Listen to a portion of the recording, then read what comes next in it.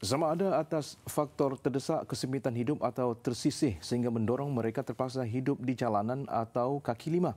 Apa jua faktor sekalipun, masalah gelandangan di sekitar Masjid Kapitan Keling, Georgetown perlu ditangani secara berhemah.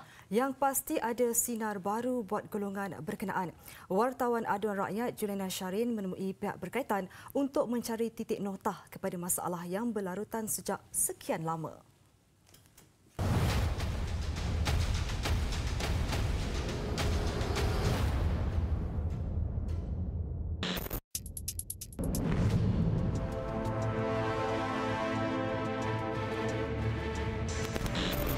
Tinjauan terhadap masalah gelandangan, pengemis, penagih dadah dan aktiviti menghisap gam yang berlaku di sekitar Masjid Kapitan Keling membawa saya ke sebuah anjung singgah yang terletak kira-kira 100 meter dari kawasan bermasalah itu. Anjung singgah ini merupakan pusat khidmat sosial yang dibina bagi mengatasi masalah gelandangan. Namun, penjaga yang ditemui memaklumkan full house atau sudah penuh. Senario di Masjid Kapitan Keling itu kami panjangkan kepada yang berhormat kawasan. Adun Komta Teh Lai Heng berkata beliau sedia maklum mengenai masalah tersebut dan ia telah dibangkitkan dalam sidang Dewan Undangan Negeri. Cadangannya untuk mewujudkan rumah transit juga telah diterima dan lokasinya di nombor 19 Jalan CY Choi. Jika tempat itu tiada orang bagi derma, tiada orang bagi makanan, maka orang-orang golongan ini tidak akan berkumpul dekat tempat itulah. Dan kerajaan sedar masalah ini dan sedang ambil tindakan jangka panjang untuk mengurangkan, saya ingat 100% untuk solve problem ini bukan senangnya lah. So harap dengan rumah transit yang akan ready pada maybe next year akan membantu. Tidak henti di situ, saya kemudian menghubungi Esko Kebajikan Alam Sekitar dan Masyarakat Penyayang P. Boon Po. Beliau segera mengatur satu operasi bersepadu yang melibatkan beberapa agensi berkaitan. Antaranya Jabatan Kebajikan Masyarakat JKM, Agensi Anti Dadah Kebangsaan AADK dan Majlis Bandaraya Pulau Pinang MBPP dengan kekuatan 100 pegawai dan anggota. Wanita mengandung dan 3 orang anaknya yang sebelum ini dilihat penghuni tetap kawasan ini antara yang diperiksa. Alasan diberikan baru saja berada di situ untuk menunggu suaminya pulang dari menarik beca. Dia juga tidak mengaku gelandangan dan berkali-kali berkata ada memiliki rumah. Operasi dilanjutkan ke sekitar kompleks Tun Abdul Razak Komta. Kelibat golongan sasaran tidak ditemui. Adapun yang tinggal gelandangan yang uzur dan berkerusi roda. Lelaki ini dikatakan telah terlantar di kaki lima Komta lebih setahun. Sejam memujuknya untuk ikut sama, bermacam-macam alasan diberikan. Siasatan awal mendapati dia yang juga penagih dadah kini bergantung kepada metadon.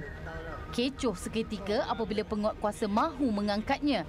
Dia sengaja mencederakan dirinya bagi mengelak dari dipegang. Dia akhirnya dibawa menggunakan ambulan. Jelas Boon Po, gelandangan ini bukan hanya anak jati Pulau Pinang. Ada juga datang dari negeri jiran, tidak terkecuali warga asing. Sehari mereka boleh mengutip lebih RM100, tambah selesa, makan pagi, petang, malam, semuanya ditajak. Banyak yang daripada lain negeri.